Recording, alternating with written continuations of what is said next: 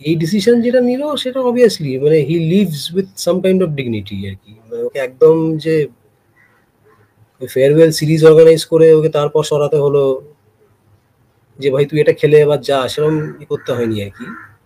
সেই level of adjustment I am sorry to say আমি বিরাট কোহলি দেখিনি। ওয়েন ইজ ই কুইটিং, এই প্রশ্নটা শুনতে হলো।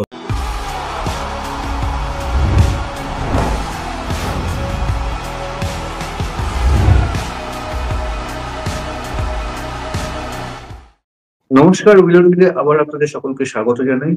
আজকে আবার আমাদের সঙ্গে রয়েছেন দ্য টেলিগ্রাফ পত্রিকার ক্রীড়া সাংবাদিক সায়ক ব্যানার্জি। সায়ক, তোমাকে উইলে স্বাগত জানাই। অনেক ধন্যবাদ পার্থ। রোহিত শর্মার পর এবার বিরাট কোহলি, আরো এক ভারতীয় ক্রিকেটারের বিদায় টেস্ট ক্রিকেট থেকে, এবং অনেকটাই আকস্মিক। এবং সেই সঙ্গে আমাদের বোধহয় মনে পড়ে যাচ্ছে সেই 2012 অস্ট্রেলিয়া সফরের পর যেরকম ভাবে হঠাৎ করে একটা গ্যাপের পর রাহুল দ্রাবিড় এবং ভিভিএস লক্ষ্মণ আন্তর্জাতিক ক্রিকেটকে বিদায় জানিয়েছিলেন, সেইভাবেই 13 বছর বাদে একই ঘটনার প্রায় পুনরাবৃত্তি। এবং কি বলবে, মানে হঠাৎ করে বিরাট কোহলির এই অবসর ঘোষণা এবং ভারতীয় ক্রিকেটের সেই ট্রেন্ড যেটা সমানে চলে আসছে, আরো এক মহাতারকা বিদায় নিলেন কোনো আড়ম্বর ছাড়াই। দেখো, এখন তো আর সেইভাবে আড়ম্বর খুব একটা হয় না, মানে সোশ্যাল মিডিয়ার যুগে।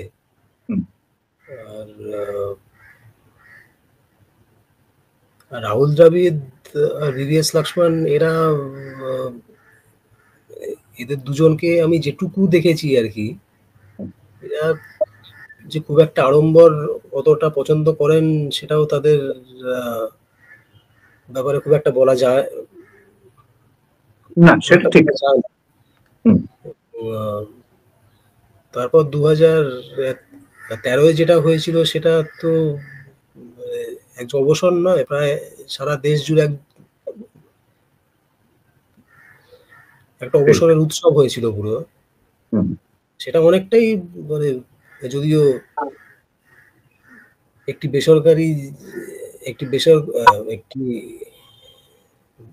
বেসরকারি স্পোর্টস চ্যানেল তারই যত কি আয়োজন, তো যাই হোক। এবার এখন সোশ্যাল মিডিয়ার যুগে এই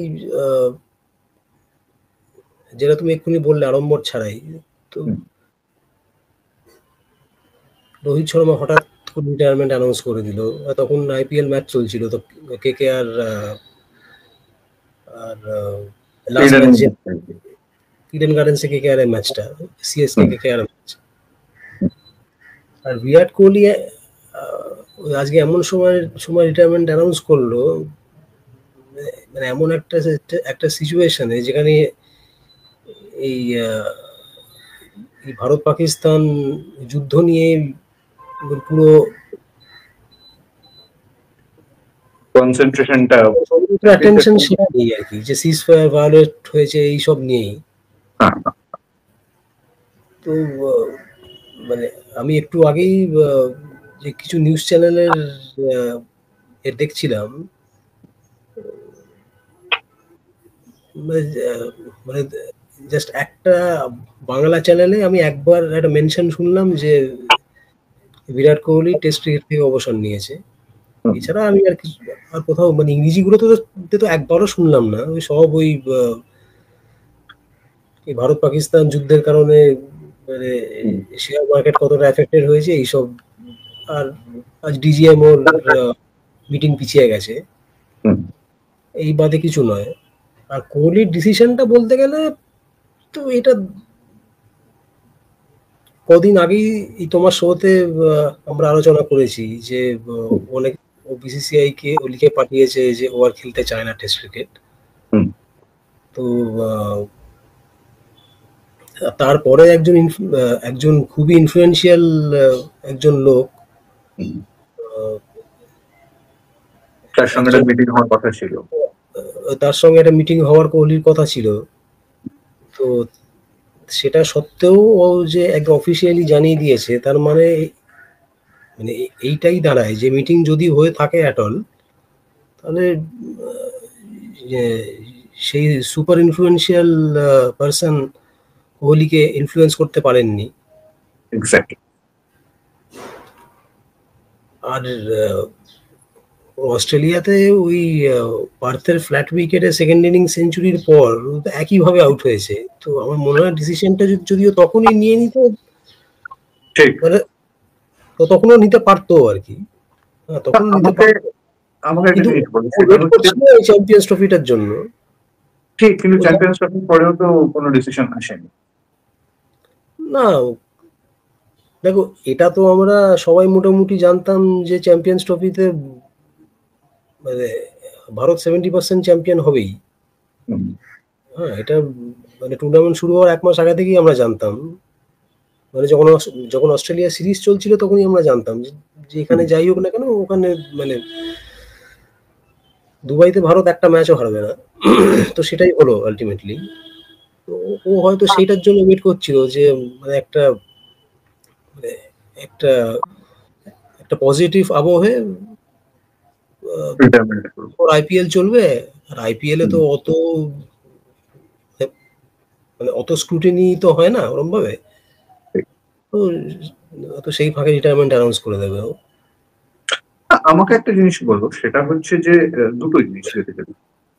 সেটা হচ্ছে বিরাট কোহলি যে মাপের ব্যাটার, অবশ্যই যে মাপের ব্যাটার, এবং অধিনায়ক টেস্ট বলের ক্রিকেট অন্তত তার যা পরিসংখ্যান, সাম্প্রতিক অতীতে তিনি রান পাচ্ছিলেন না, একটা লম্বা সময় ধরে ব্যাট প্যাচের মধ্যে দিয়ে গেছে। তা সত্ত্বেও বিরাট কোহলির যা পারফরমেন্স, তাতে করে কি এইভাবে বিদায় নেওয়াটা কাম্য ছিল, এক। আর দুই হচ্ছে বিরাট কোহলি এবং রোহিত শর্মা দুজনের ক্ষেত্রেই আমি বলবো, অস্ট্রেলিয়া সফর থেকে ফিরে আসার পর বোর্ড কিছু নির্দেশ দেয়, বা বোর্ডের সঙ্গে কিছু আলোচনা হয় ক্রিকেটারদের একটা মহলে, মানে টিম ম্যানেজমেন্টে। সেই নির্দেশ অনুযায়ী তারা রঞ্জি ট্রফিতেও খেলেন। তো সেখান থেকে যদি তাদের মধ্যে এই আহ, এটা ছিল, ইচ্ছেটা বা ভেতরে ছিলই যে আমরা হয়তো অবসরে যাব, সেক্ষেত্রে মানে সেটা তারা তো তাহলে সেটা অ্যাভয়েড করতেও পারতেন। মানে যখন তারা রঞ্জি ট্রফি খেললেন, তখন কি মনে হয়নি যে they are preparing themselves for England tour? দেখো রঞ্জি ট্রফি তারা খেলেছেন ঠিকই, কিন্তু যে যতদূর মনে পড়ছে আমার দুজনেই বোধহয় একটা করে ম্যাচ খেলেছিল। হুম, হুম, হুম, তো সেই ম্যাচে তারা একদমই ভালো করতে পারেনি। না। না রোহিত না কোহলি। রোহিত বোধহয় একটা খুব বড় ছয় মেরেছিল হুম, ভুল করে। এই ছাড়া তো as such কিছু করেছে বলে আমার মনে হয় না। মানে সেই রঞ্জি ম্যাচে কোহলিও তো একটা চার মারার পরেই হুম, অফ স্টাম্প ছিটকে যায়। ঠিক। তো এখন এখন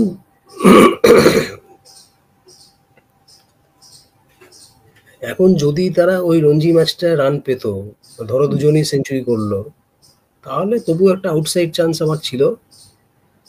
মানে আহ, যেটা আমার মনে হয় একটা আউটসাইড চান্স ছিল যে তারা ডিসিশনটা রিকনসিডার করবে। তো আহ,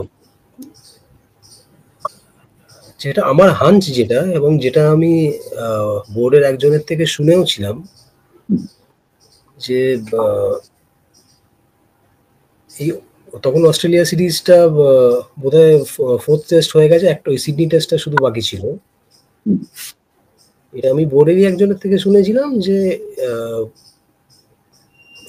যে এমন পরিস্থিতি আসতেও পারে যে both Rohit and Kohli will be out of the England test. এরকম পরিস্থিতি আসতেও পারে, এটা আমি শুনেছিলাম। আচ্ছা, কিন্তু ওই সব শুনে দিয়েই তো আর লেখা যায় না। তো ঠিক। তো বা বলাও যায় না। হ্যাঁ,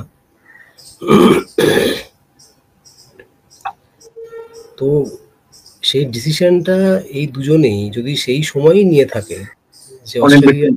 যে যে অস্ট্রেলিয়া সিরিজ উইল বি আর last hmm, or will no longer be available for test cricket, hmm, তাতে অবাক হওয়ার কিছু নেই। আর ঠিক। তারপরে যে রঞ্জি ম্যাচটা ওই যে রঞ্জি ম্যাচ তারা খেলেছিল সেইখানেও রান পায়নি। তো এইগুলো মেবি এইগুলো আহ, kind of guided them towards making this decision. এই সব কটা ফ্যাক্টর। ব্যাটার বিরাট কোহলি সম্পর্কে তোমাকে জিজ্ঞেস করি, সেটা হচ্ছে যে কোহলি যে মাপের ব্যাটার, বা অন্তত কোভিড এর আগে পর্যন্ত, অবশ্যই সাম্প্রতিক অতীতে তিনি যথেষ্ট টেস্ট ক্রিকেটে খারাপ খেলেছেন, কিন্তু কোভিড এর আগে পর্যন্ত তার যা পারফরমেন্স, তাতে করে এই 46+ অ্যাভারেজ এবং 10,000 রানের কমে এরিয়া শেষ করাটাকে তুমি কিভাবে দেখছো?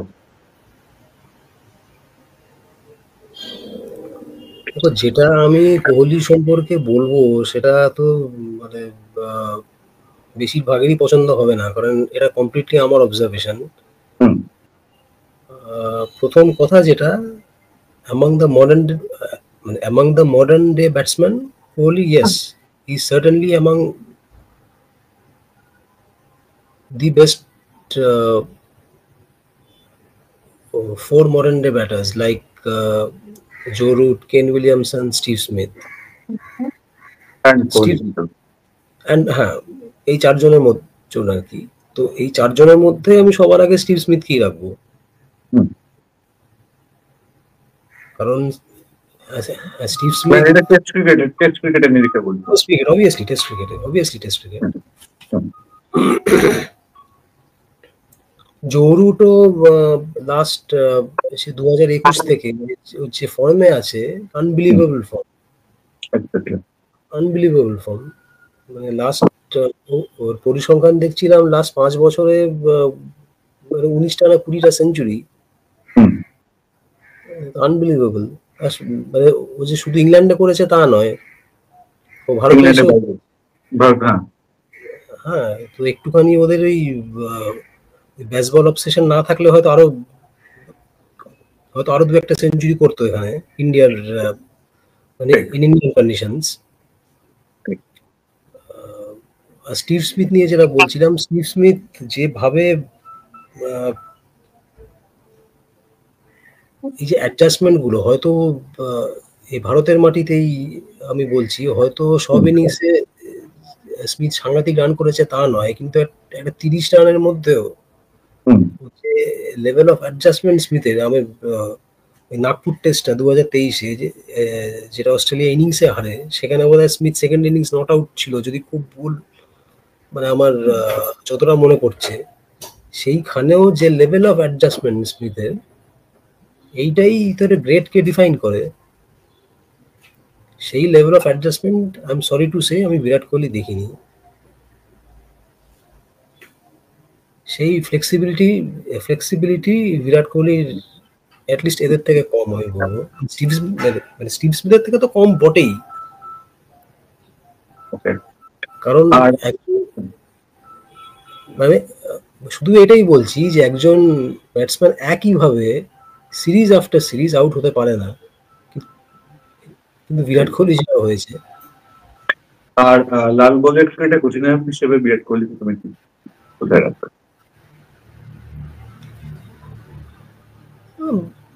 দেখো, পরিসংখ্যান অনুযায়ী তো খুবই ভালো, মানে অ্যামং ইন্ডিয়ান ক্যাপ্টেন্স। হ্যাঁ, কিছু ডিসিশন ঠিক নিয়েছে, কিন্তু 2021-22-এর সাউথ আফ্রিকা ট্যুরটায় মানে একটা অতি দুর্বলতম সাউথ আফ্রিকান টিমকে পেয়ে সিরিজটা ভারত জিততে তো পারলো নাই, লিড নেওয়া সত্ত্বেও উল্টে হেরেও গেল। এবার সেকেন্ড টেস্টটায় কোহলি খেলেনি, কে এল রাহুল ক্যাপ্টেন ছিল, কিন্তু ওই থার্ড টেস্টটায় ওই পিচে, যে পিচ সম্বন্ধে আমি অ্যালেন ডোনাল্ডের সিরিজ শেষ হওয়ার পর একটা সাক্ষাৎকার নিয়েছিলাম, অ্যালেন ডোনাল্ড বলেছিল যে ওরকম ভয়ঙ্কর সাউথ আফ্রিকান পিচ ও অ্যাটলিস্ট ওর নিজের মানে প্লেইং টেনিয়ারে কখনো ফেস করেনি। কেপ টাউনে যে পিচে খেলা হয়েছিল, সেই পিচেও ইন্ডিয়া স্টিল হ্যাড এরকম মানে close two 220 runs to defend, কিন্তু সেইখানে বিরাট কোহলির এমন কিছু ফিল্ড প্লেসমেন্ট এবং কিছু বোলিং চেঞ্জেস, যার ফলে ও টেম্বা বাফুমা আর উল্টো দিকে আরেকজন বোধহয় রাসি ভ্যান্ডার ডুসেন ছিল, মানে এক্স্যাক্টলি মনে নেই। এই দুজনের পার্টনারশিপ এরা একদম ইজিলি সিঙ্গেল 1 আর 2 নিতে নিতে ম্যাচটা বের করে দেয়। তো এইগুলো তো দেখতে হবে না। আর তোমার রেকর্ড শ্রীলঙ্কা আর ওয়েস্ট ইন্ডিজ আর এখানে স্পিনারদের ওপর বেস করে হোম সিরিজ জেতা, শুধু এটা দেখলে তো হবে না। অবশ্যই। একদম শেষের দিকে এসে গেছে অনুষ্ঠানের, তোমাকে তার আগে জিজ্ঞেস করবো যে প্রথমে রবিচন্দ্রন অশ্বিন, তারপর রোহিত শর্মা এবং বিরাট কোহলি, কি মনে হচ্ছে তোমার সিদ্ধান্তগুলো স্বতঃস্ফূর্ত সিদ্ধান্তই আছে, সেই আগের দিনের একই প্রশ্ন আবারও করবো তোমাকে, নাকি কোথাও একটা স্বতঃস্ফূর্ত প্লাস ফোর্স প্লাস মানে ফোর্স না, স্বতঃস্ফূর্ত এনভায়রনমেন্টাল একটা ইস্যু তো আছে, ডেফিনেটলি আছে। অবাক হয় না যদি রবীন্দ্র জাদেজা অ্যানাউন্স করে দেয় কদিন বাদে। অবশ্যই। একদম শেষ প্রশ্নটা আমি তোমাকে করছি আজকের অনুষ্ঠানে, সেটা হচ্ছে সার্বিকভাবে তোমার কি মনে হয় বিরাট কোহলির এই রিটায়ারমেন্টের সিদ্ধান্ত এই মুহূর্তে দাঁড়িয়ে কতটা সঠিক? একদিক দিয়ে ঠিকই আছে, ফার্দার স্ক্রুটিনি ওকে আর ফেস করতে হলো না, আর এই ফার্দার কোয়েশ্চেনিংও যে when is he quitting, এই প্রশ্নটাও শুনতে হলো না। তো তবে শুনতে কিন্তু হয়েছে when he is quitting, এটা কিন্তু বিগত অস্ট্রেলিয়া সিরিজের সময় হয়েছে, ডেফিনেটলি হয়েছে। ফর দ্য টাইম বিং এই চ্যাম্পিয়ন্স ট্রফিটা জেতার পর যে ফেস লসটা হয়েছিল সেটা খানিকটা রিকভার করতে পেরেছে ও আর কোহলি,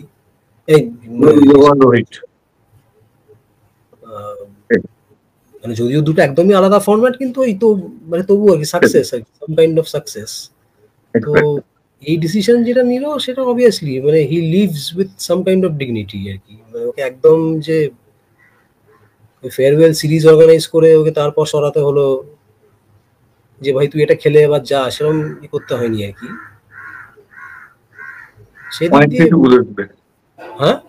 অনেক কিছু বলে দিলে। হ্যাঁ, একটু আগেও বলেছি সেটা, আমি তো আড়ম্বর নিয়ে তুমি যেটা বললে আর কি। এক্স্যাক্টলি। অনেক অনেক ধন্যবাদ শাহরুখ তোমাকে আমাদেরকে সময় দেওয়ার জন্য। আশা করি খুব তাড়াতাড়ি তোমার সঙ্গে অন্য অনুষ্ঠানে বসতে পারবো। অনেক ধন্যবাদ পার্থ।